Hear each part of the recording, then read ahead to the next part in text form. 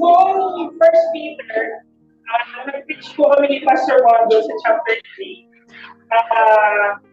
In one way or another, hindi pa rin naman siya nakakawala doon sa tema na ini-encourage ni Peter na i-maintain ng mga Kristiyano yung kanilang integrity sa society. Ibig sabihin, hindi mo ni Pedro na manindigan yung mga Kristiyano. You have to understand na nung panahon na to, bakit ito sinabi ni Apostol Pedro? Sinabi niya ito kasi nung panahon na yun, technically, bagong religion. Tingin ng lipunan, tingin ng lipunan sa mga nananampalataya ng time na yun. Technically, hindi pa sila tinatawag na Christians ng time na to. Bagong religion. So sila yung disruptors. Kung parang na-disrupt nila yung society na parang siyang revolution. Parang gano'n ang tema ng ano. Kaya, sinasabi ni Apostol Pedro, let's maintain our integrity.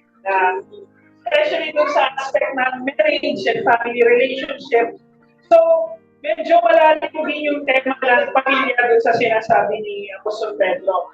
At the same time, dahil considered na bagong religion yung itinuro ni Cristo noong panahon na yun, lumalabas na merong pressure sa society, both in the Roman Empire at saka sa mga Hudyo.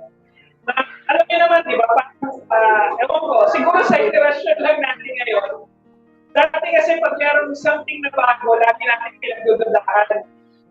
Siguro dahil dala na rin ng social media, kung meron something na bago, ngayon madali natin paniwalaan, di ba? Parang dahilan natin, sabi sa TikTok, sabi sa Facebook. Pero nung panahon nila, hindi. Kaya, yung mga Kristiyano ng time na yun, persecuted sila, even in their family. Kaya nang preaching ko tungkol sa mga asawang babae na sinasabing submit. Di ba? Hindi yan para apihin yung mga babae. Kasi nung time na yun, maraming mga babae naging follower ni Jesus Christ. Na sila yung naging unang Kristiyano, mananampalataya sa family. Kaya pinagpipilinan ni Apostol Pedro na yung mga babae, ganito gawin natin. Ganito gawin niyo para yung mga asawa ng babae, madala rin ninyo. So, pinapakita dito na malaki yung responsibilidad ng mga babae sa lipunan. Especially doon sa community ng mga Kristiyano.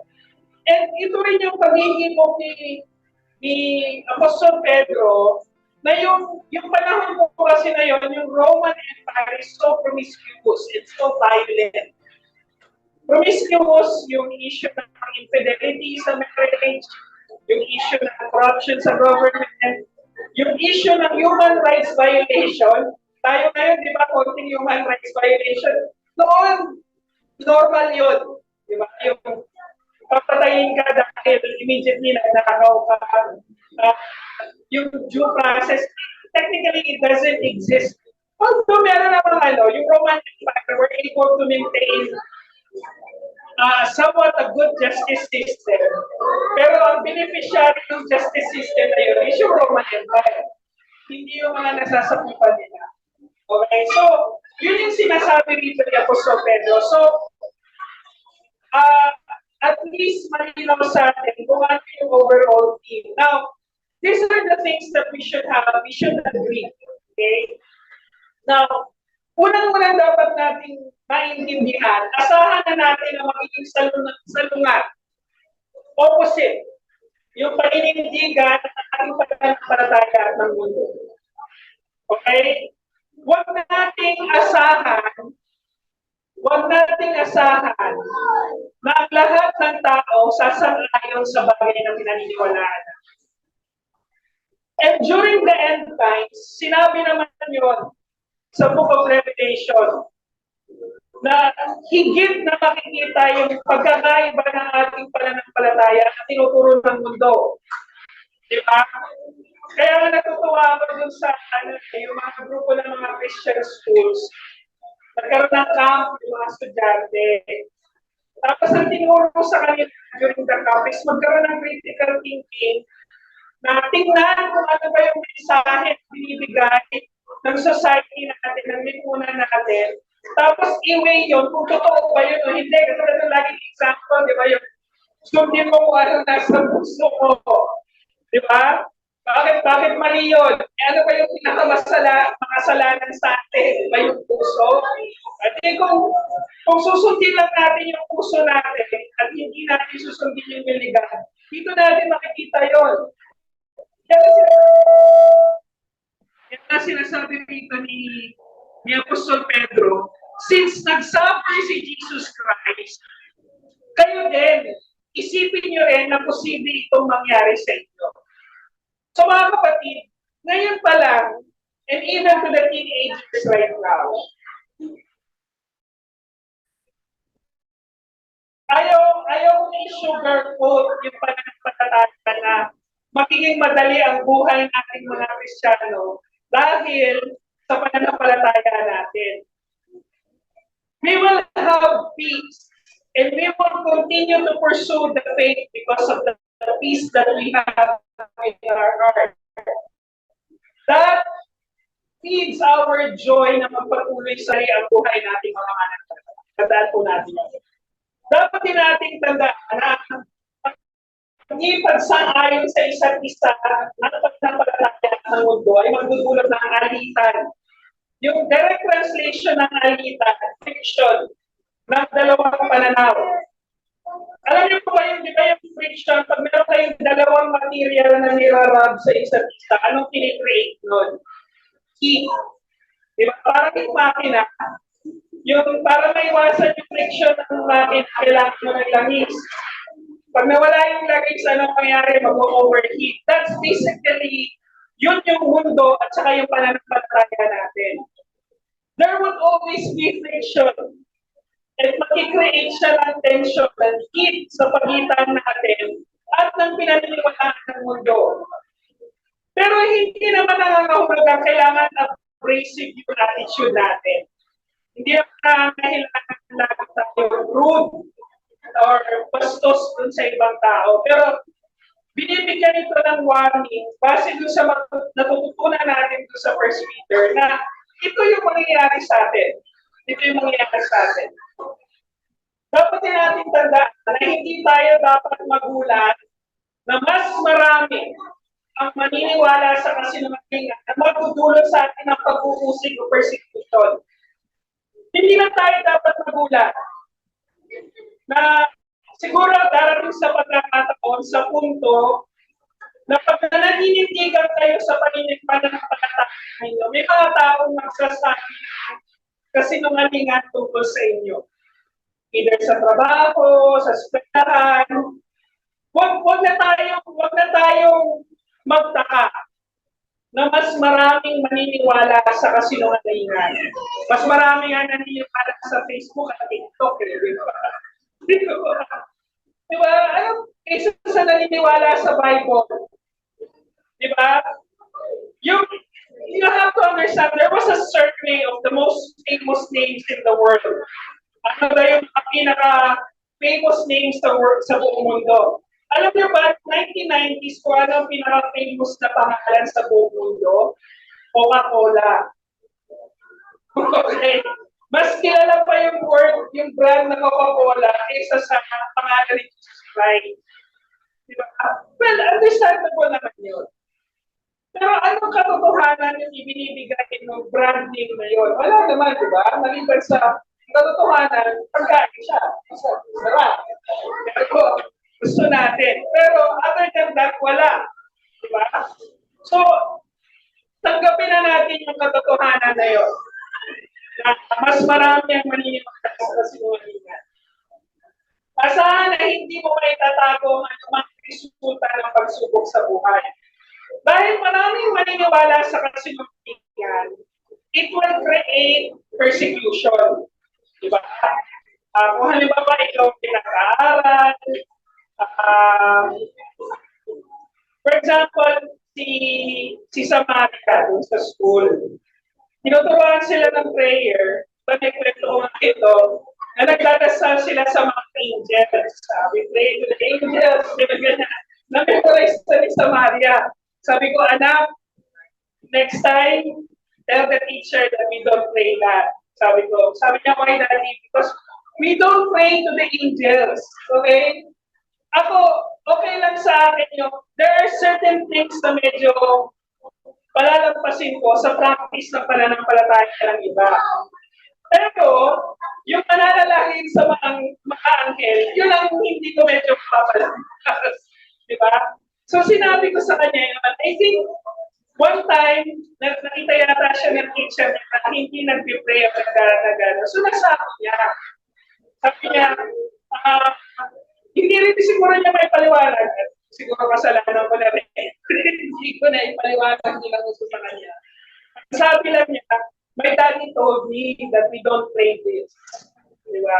So, well, at least, doon pa lang sa punto na yon, tinuturuan na natin yung malindigan yung mga anak natin sa bagay totoo para sa atin. Diba? And that's the reason why, diba yung Our Father, God has given us the model prayer, Our Father.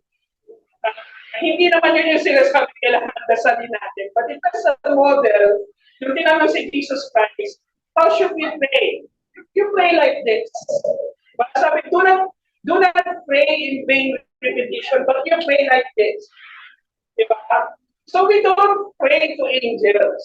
Hindi ang mga anghel ang makapangyarihan sa atin.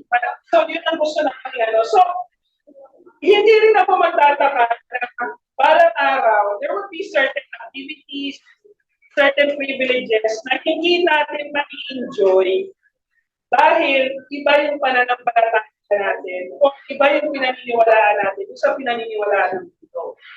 And because that will create somewhat of friction, wag na tayong magtaka at hindi rin naman natin maitatago yung mga pagsubok sa buhay.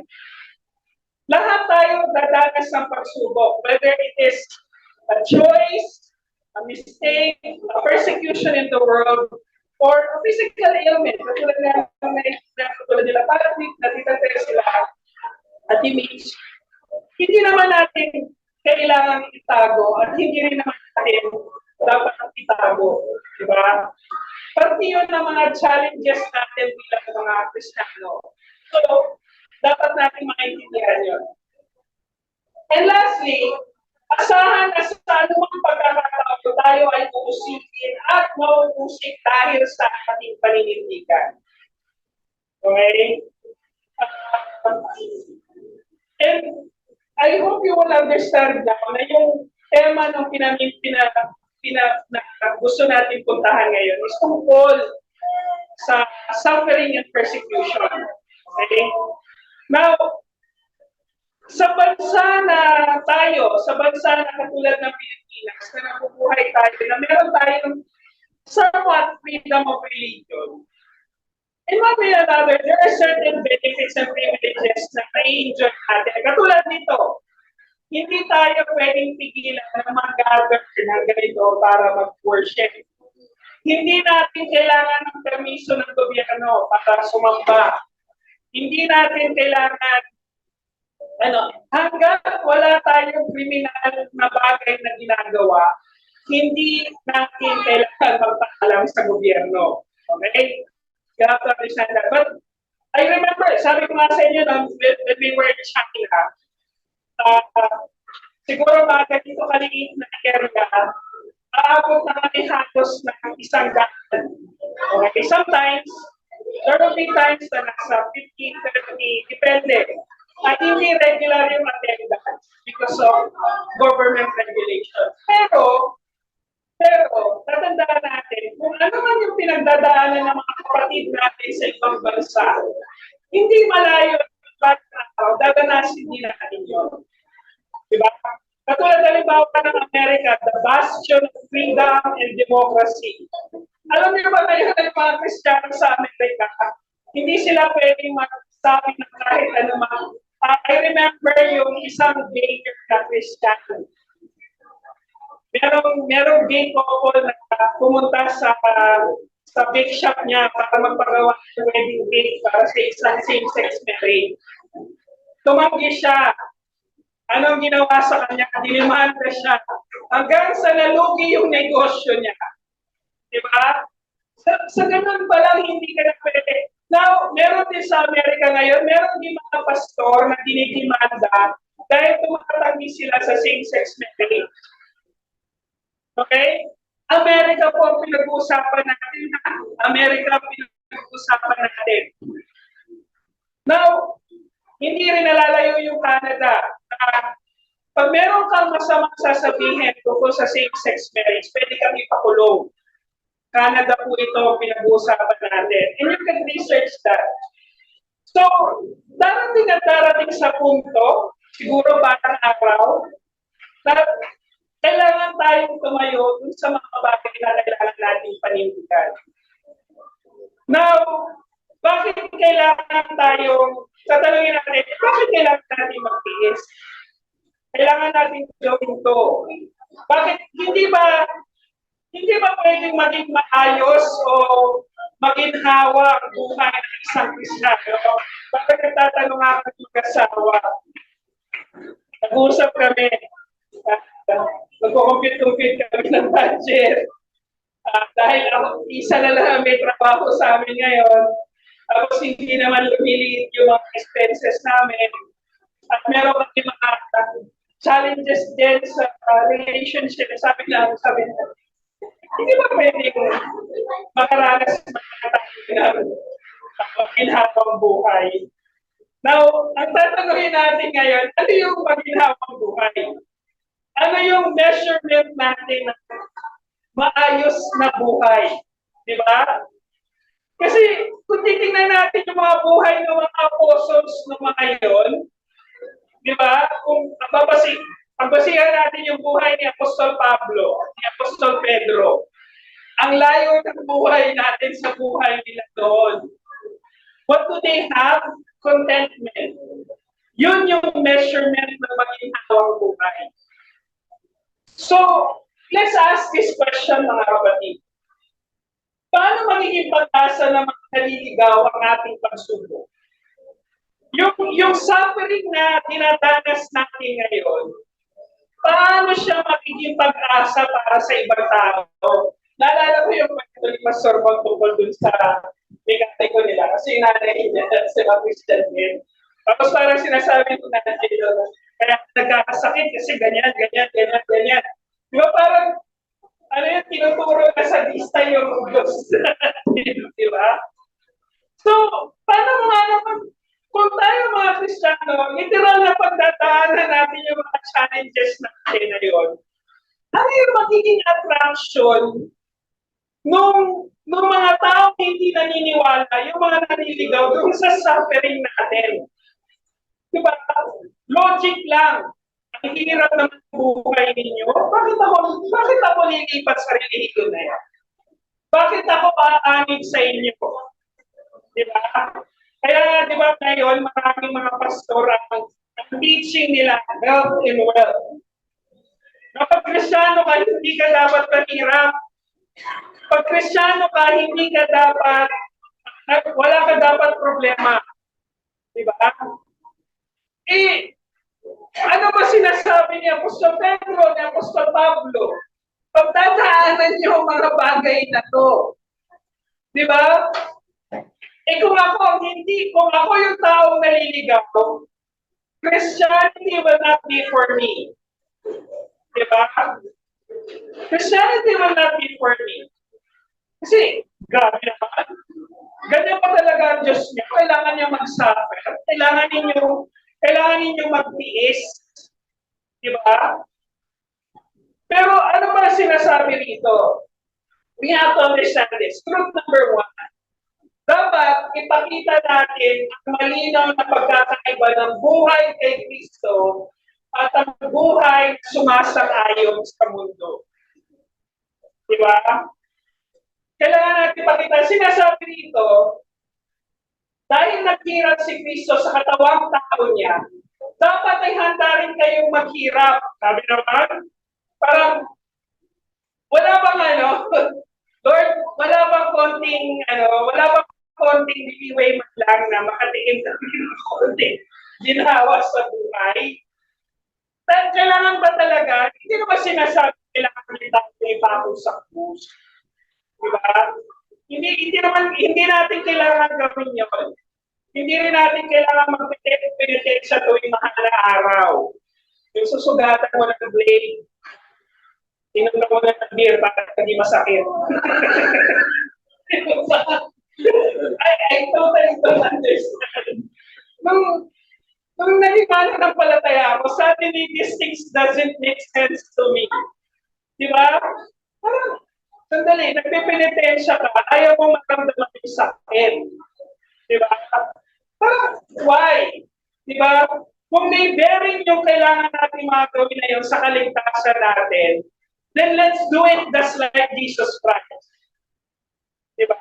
Alam mo ba yung newscaster ako, ni-research ko yung, para sa Holy Week special namin sa radyo, ni-research ko kung paano nakatay si Jesus Christ.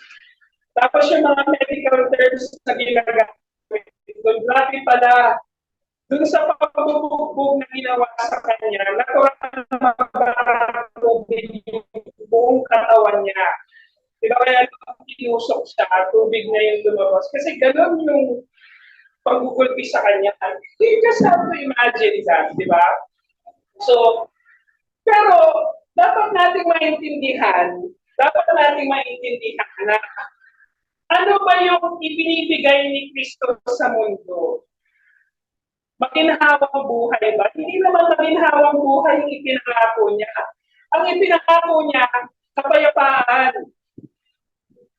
Peace beyond understanding. Diba? Ang sabi namin Jesus dito sa John 20, sinasabi ko sa inyo ang totoo, hindi mapapabilang sa kaharian ng Diyos ang hindi ipinanganak na muli o who's not born again. Ano ba ibig sabihin nito? Na dapat malinaw na tayong lahat kay Kristo ipinanganak na muli. Doon tayo magsisimulang mabuhay bilang isang tao, bilang isang mananampalataya. Mabubuhay tayo na may kapayapaan sa puso natin. Na sa kabila ng anumang paghihirap, sa kabila ng anumang challenges, alam ng ibang tao na hindi natin iiwan ang pananampalataya. Kaya nga tayo mga Baptist, naninindigan tayo. Sino ang nananampalataya sa Panginoon, hindi tatalikod. Yung tunay na nananampalataya. E paano kung tumalikod siya? Now, i-question mo kung nung umpisa pala nananampalataya pa talaga siya. Diba? Naalala ko nung palis na kami ni Grace sa China. Tapos yung church na nagkaroon ng parang farewell para sa amin. And karamihan doon mga college student. Tapos meron isang college student doon na nagsabi na yung buhay raw namin parang kabango. Hindi ko maintindihan ng analogy, pero this is how I understand it. Di ba parang yung kabango, humahalimuya, na kahit hindi mo siya nakikita, it makes a difference on your senses. Diba? Na sinasabi nila na you have to live your country so that we can understand who is Jesus Christ. And nung time na yon, dahil busy kami mag-impact, mas busy kami mag-isip, hindi siya gano'n nag-sink in sa akin. Thinking ba, doon na namin ito tayo na naintindihan. Importante pala talaga na makita ng ibang tao kung paano tayo nabubuhay bilang isang mananampalataya. Bilang isang tao na ipinanganak ng muli. Bilang isang tao na born again. Kasi, mga kapatid, kahit naman yung mga hindi nagpanampalataya, dadanas din naman sila ng suffering. Diba? Sinabi naman sa Bible, umuulan din naman sa bubong ng mga righteous at unrighteous. Pag nagkaroon ng calamity, diba? Yes, God is in the still and the business of miracles. May mga miracles din siya. para patunayan na siya ang Diyos. Pero at the end of the day, on the same equation, ano yung magiging pagkakaiba natin bilang mga mananampalataya at sa mga hindi mananampalataya na dumadanas sa paghihirap? Natin, for many of us, magigipin din tayo, magkakaroon tayo ng relational problems, magkakaroon tayo ng mga issues sa kung ano sa trabaho. Ano yung pagkakaiba natin? Diba? And yun nga yung iniisip ko the past few months na wala po akong trabaho. The past few days, at least the past few weeks, I'm really praying hard. Sabi ko, Lord, give me direction. Ano ba talaga ako gusto kong gawin sa buhay ko? You know, I'm at your disposal. Pero Lord, you know yung hanggang saan ako mag-break. Sinasabi ko sa Panginoon, alam, ikaw na nakakilala kung hanggang saan ako. And this is the longest that I have ever been unemployed. Diba? Siyempre, nag-aalala na rin ako. Dumarating na rin ako sa punto na gano'n. And I've been praying. But in one way or another, imbis na sumagot yung Diyos na, ito may pera ka. Ito may trabaho ka. Ang sagot ng Diyos, peace. Lord, pwede ko bang pambayad? I'm just joking. But every time I pray, there would always be this overwhelming peace that you can calm yourself.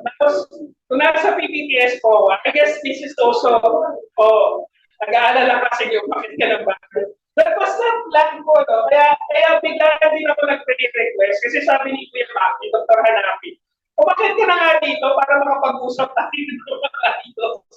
Kasi we're working on some little projects na one way or another would help me. Sabi niya, bakit ka na kaya dito? And being alone at that time, also praying, yung calm ng lugar, and I hearing the song Refund Inspire. Diba? Ano ba yung, saan mo ba nasusubok yung ginto at saka yung pila? Sa apoy. Diba? Sabi nga ni God, store riches that's neither wood or hay, but wood and silver, because they will pass through fire. At pag dumaan sa apoy yan, ano bang pressure ang meron ka ngayon? Pag dumaan sa apoy yan, may maiiwan pa ba? Diba? Yun yung lagi nating tatanungin. Kaya, importante na maalala natin ang bagay na ito. Kaya ibigay natin ang lahat ng pagkakataon na makita sa buhay natin ng pagbabago ng dulot ng ating pananalig at pananampalataya. Let's take every opportunity na makikita sa buhay natin. We don't have to pretend, kapatid. Ang kailangan lang natin, ipakita kung paano tayo binabago ng Panginoon. Hindi natin kailangan ipakita, mayaman ako. Hindi yun ang hinakakot. Hindi yun yung kapayapaan na kailangan ng Diyos. Diba? Ang kailangan lang natin, fully surrender. Diba?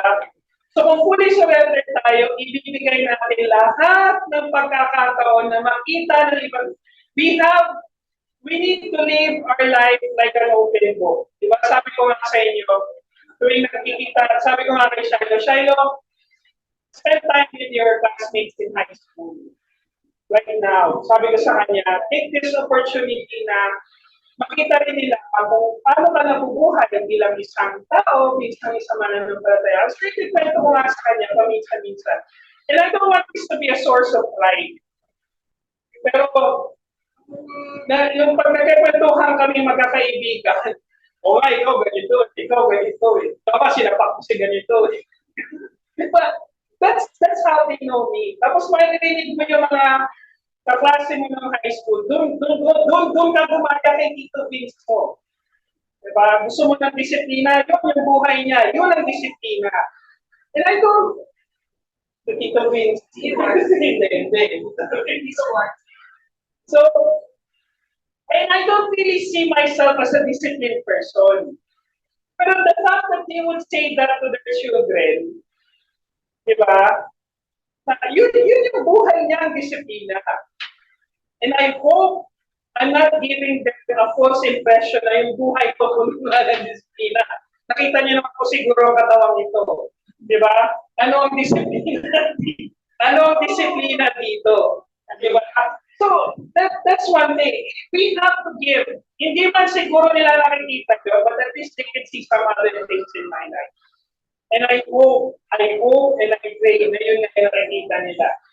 So, actually, dadalhin natin na huwag panghinayaan ng lumang buhay na iniwan mo na atasahan na hindi sasang-ayon ng iyong sa iyong paninindigan ng mundo. Kung ano yung mga iniwan mo ng lumang buhay, huwag mo nang panghinayaan yan. Diba? And that's one thing that I would like to learn.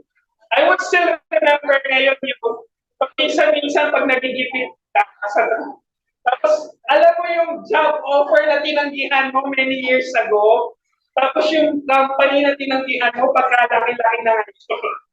Diba? Parang, diba, teammates ko, naisip natin, yung mga kasabayan mo, nandun na, diba, parang maiisip mo, but this is the reality, mga kapatid. At the end of the day, tatanungin mo sa sarili mo, ano ba ang nagpapaligaya sa'yo? Take note, hindi nagpapasaya. Nagpapaligaya sa'yo. Diba? And I have to let go of that. Kaya nga sinasabi ko, kayo mga kabataan, darating kayo sa mga bagay na you have to sacrifice certain things in your life. Diba sinasabi ko nga, tawag doon delayed gratification, tinuturo ko sa mga anak ko na, anak, kailangan sa buhay, kailangan mo kami i-give up para mas makuha mo yung mga bagay na mas malaki. Ganon din ang ating pananampalataya. Hindi mo pwedeng makuha yung benefit ng pananampalataya mo nang hindi mo isinusuko yung buhay mo kay Kristo. Diba? That's what God. Kaya huwag ninyong gawin ang ginagawa nyo noon. Ang mga bagay na gusto gawin ng mga tao hindi kumikilala sa Diyos. Diba? Huwag na natin panghinayaan. Dating sa diba, merong sabi rin sa Bible, anong tawag mo dun sa hayop na kinakain kung ano yung isinuka na niya, diba, aso? Well, tayo kasi tuwa tayo sa mga aso diba? Pero, ano naman ang tawag mo dun sa bagay, sa hayop na kumakain ng mga bagay na hindi naman kinakain ng baboy? Diba? Diba? Pero, sinasabi ko nga, yung description ng Bible tungkol sa mga bagay na yun, kung iniwan na natin dahil ano natin hindi nakakabuti para sa ating pananampalataya, anong dahilan para panghinayaan natin yun? Kung alam naman natin, meron maganda siyang benepisyo para sa atin. Di ba? Halimbawa, yung bitterness, yung hindi papapatawad sa ibang tao, diba?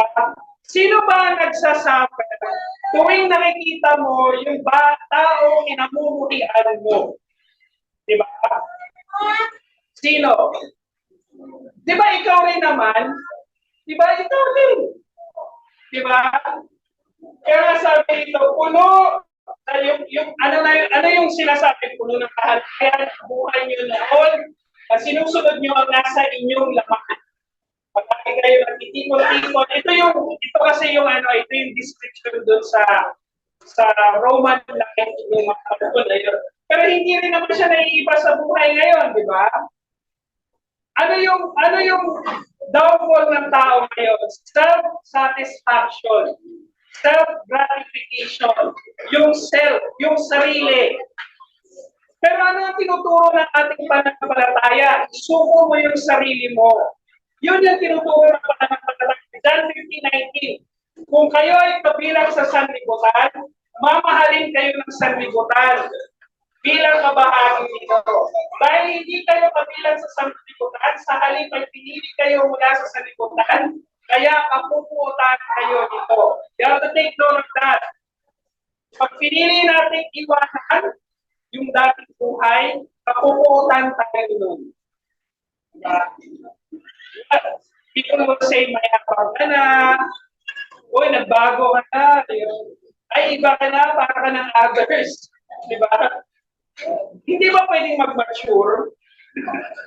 Diba? Hindi ba pwedeng magbago naman ang pananaw sa buhay? Di ba? So, dapat natin tandaan, kaya mga kapatid, tandaan nyo na ang pagsang-ayon ninyo sa mundo ay maaari magbigay sa inyo ng kasiyahan. Subalit, hindi ito kayang bigyan kayo ng kaligayahan at kapayapaan. Take note of that. Okay? Kung sasang-ayon kayo sa kung ano ang gusto ng mundo, yes, it can give you happiness. But it cannot give you peace. Take note of that. Take note of that. And last, mga kapatid, ang biyaya sa buhay at kamatayan na anumang tugon natin sa gospel ni Kristo ay patunay na ipagsusulit natin ang lahat ng ating naisip, nasabi, o ginawa. Okay, let me put this in English. Ito, whatever your response to the gospel in death and in life, you will be held accountable to that. Sa oras na narinig mo ang salita ng Diyos, accountable ka na dyan. Kaya may mga tao ayaw pumunta sa church. Diba? Pero na ako agad, saka na ako pumunta ng church pag wala na akong kasalanan. Grabe naman. Napakahuli naman ng mga tao sa church, walang kasalanan. Sino mo rito? Walang kasalanan ng ito rito. Diba? Diba tayo sa naway? Ako lang yata. Ako na lang. Diba? You have to understand this. Now, when you deny the gospel or when you deny the truth about God, balang araw ipagsusulit mo yan. Ano mang parte ng salita ng Diyos, you will be held accountable to that. Okay? Kaya nga, bakit mas maraming pumupunta doon sa mga, meron tanong sa isang pastor, kung yung salita ni Kristo, yung salita ng Diyos ay katotohanan, bakit maraming naniniwala sa kasinungalingan? Kasi yung kasinungalingan, yun ang nagbibigay sa kanila ng ng happiness. Pero it doesn't give them peace. Ano bang hinahanap ng tao? Kung ano yung komportable. Di ba pinaliwanag ko dati yan? Because now we were created, we were designed to be in a perfect living environment or create si Adam si Eve. Yung parte naman ng creation natin, ng creation na yun, ang parte ng DNA natin, hindi naman ang pagkakawala. Pero, dapat natin hanapin yung comfort natin, hindi sa kung ano ang kayang ibigay ng mundo. Pero kung ano ang kayang ibigay ng Diyos at ipinangako na niya. Ano ba yung ipinangako niya?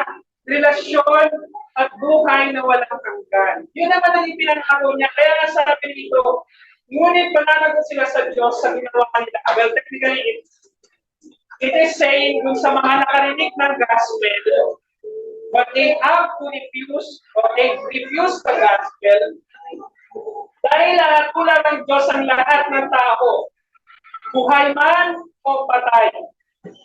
So lahat ng bagay na inisip, sinabi, ginawa natin, lalo na may kinalaman sa salita ng Diyos, ipagsusulit na kanimbala ng araw. Sabi nga, Matthew 12:26-37, tandaan ninyo, sa araw ng paghuhukom, pananagutan ng tao ang bawat walang kabuluhang salitang sinabi niya. Pawalang sala ka o parurusahan ka kapatay sa iyong salita. Well, technically, yung salita ito, hindi lang siya yung salita sinabi, but something that you have demonstrated.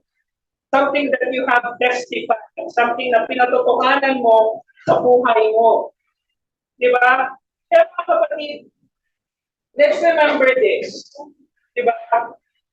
Tatanungin ko kayo, paano ba makikita ng ibang tao na mga kamag-anak natin, kaya parte ng prayer list natin lagi, mga kamag-anak, mga kapitbahay, mga kasama natin sa community, na hindi pa kumikilala sa Diyos.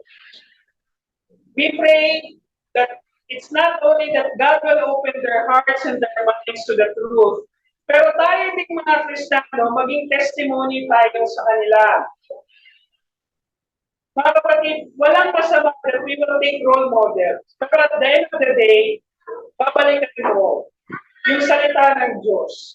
Nasaan ba ang satisfaction mo? Dapat lang na kay Kristo. Wala nang iba. Kaya mga kapatid, tandaan natin, ang mga taong patuloy na namumuhay ay sa pagnanasa ng mundo ay mananalo. Yun naman nasabi ng Bible. Ngayon pa man, ang Ebanghelyo, ang mabuting balita ng Diyos ay nagbibigay ng pag-asa. Maging sa mga namatay na, sapagkat ipinapakaya dito ang posibilidad ng spiritual na buhay sa pamamagitan ni Kristo. Ito ay nagbibigay ng halaga at ng pagtitiwala sa Diyos. Mga kapatid, sinabi rito, let me close with you. Sabi rito, but they will give account to him who is ready to judge the living and the dead. For this is why the gospel was preached even to those who are dead. Diba? Hindi po sinasabi dito pwede pa natin mailigtas yung mga namatay na. Pero ang sinasabi dito, there's two school of thought. Na yung salita ng Diyos will continue to preach kahit dun sa mga namatay na. Kasi it gives them as hope. Na yung mga tao katulad nito, kung meron man isa sa atin ang papanaw at nakasama natin, we have hope na isang parte ng buhay niya, nagtiwala siya sa Diyos. Diba? Pero meron din nagsasabi rito na kahit yung mga namatay na, base sa kanilang pananampalataya, mananagutan sila sa kung ano yung pananampalataya na meron sila. Katulad halimbawa, paano yung mga nauna nang namatay bago pa dumating si Kristo? Diba? So, regardless of what school of thought, pero pinapatunayan ng nito, na yung salita ng Diyos, yung pangako ng kaligtasan, yung mabuting balita na si Kristo lang ang tagapagligtas natin. It only not gives us hope right now, pero it gives us hope kahit doon na sa panahon ng kamatayan.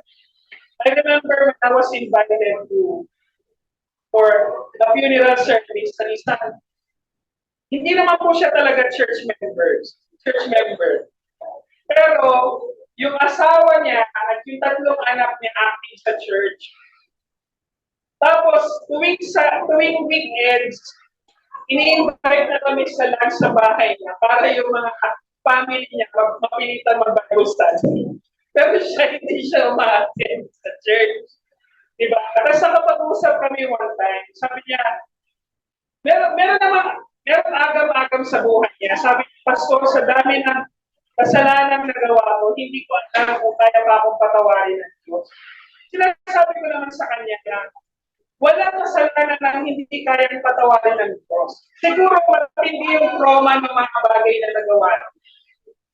Pero, sabi niya, sapat na para sa akin na alam ko na meron akong pwedeng panghawakan kay Christ. Sabi niya kay Jesus, alam ko meron akong pwedeng panghawakan.